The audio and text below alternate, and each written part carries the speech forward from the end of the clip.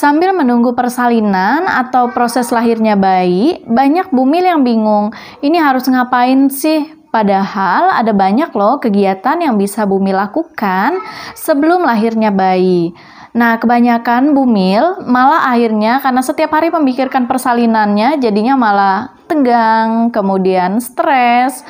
Sebenarnya ini wajar ya, aku juga pernah berada di posisi itu waktu kehamilanku yang pertama. Itu aku lebih tegang, lebih panik, karena kan memang kita belum pernah ya mengalami proses itu, belum tahu gimana sih nanti ketika persalinan.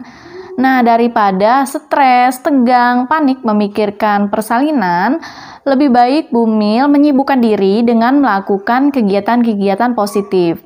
Ada banyak kegiatan yang bisa bumil lakukan yang bermanfaat, terutama supaya nggak panik, kemudian juga bisa membantu untuk lebih siap dalam menghadapi proses persalinan dan lebih siap menghadapi kehidupan setelah bersalin.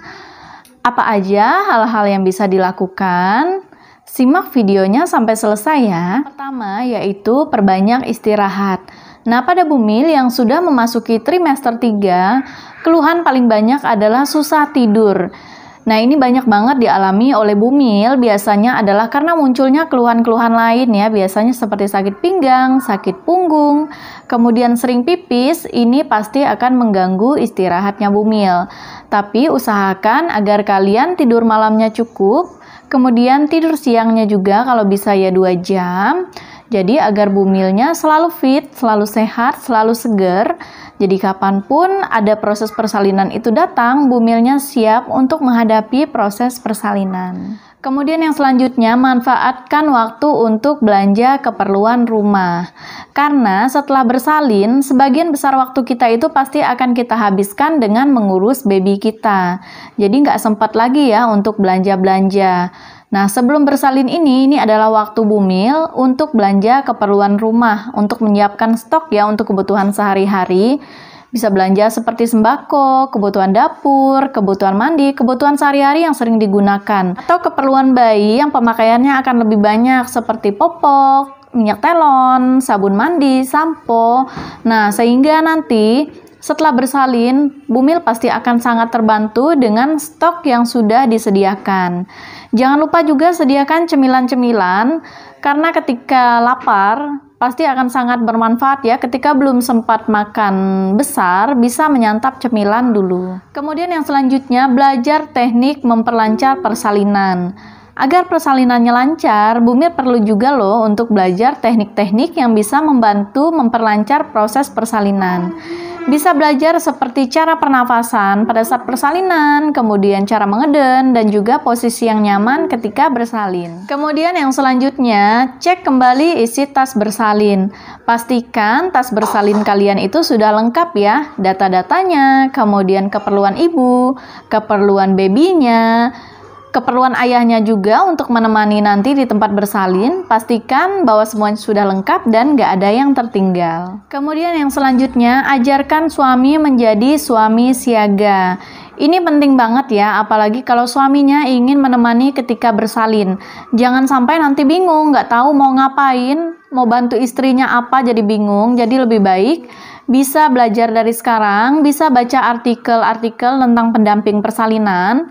Kemudian libatkan suami dalam mempersiapkan segala keperluan bersalin.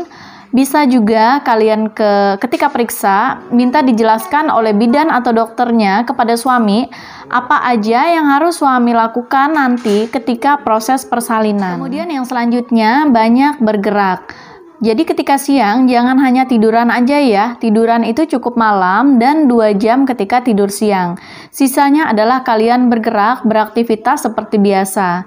Nah, daripada kalian duduk-duduk aja, kalau kalian punya gym ball di rumah, itu akan sangat membantu. Jadi kalian bisa melakukan gym ball di sela waktu-waktu luang kalian. Aku melakukan gym ball juga dari usia kehamilanku 37 minggu. Ini sangat membantu ya untuk mengurangi keluhan-keluhan pada saat hamil seperti nyeri punggung, sakit pinggang, kemudian nyeri pada selangkangan. Gym ball juga bisa membantu mempercepat turunnya kepala, mempercepat pembukaan sehingga melancarkan persalinan. Kemudian yang selanjutnya, ketahui tanda awal persalinan. Misalnya seperti keluarnya flek, lendir darah, kemudian keluarnya air-air, kemudian munculnya kontraksi yang bertambah dan semakin kuat, ini bisa jadi salah satu tanda awal persalinan. Jadi kalian bisa memeriksakannya ke bidan atau dokter supaya tahu tindakan apa yang harus dilakukan selanjutnya ya. Kemudian yang terakhir yaitu rileks. Jadi jangan panik, jangan terlalu memikirkan proses persalinan yang belum terjadi. Pikirkan hal-hal yang baik-baiknya aja.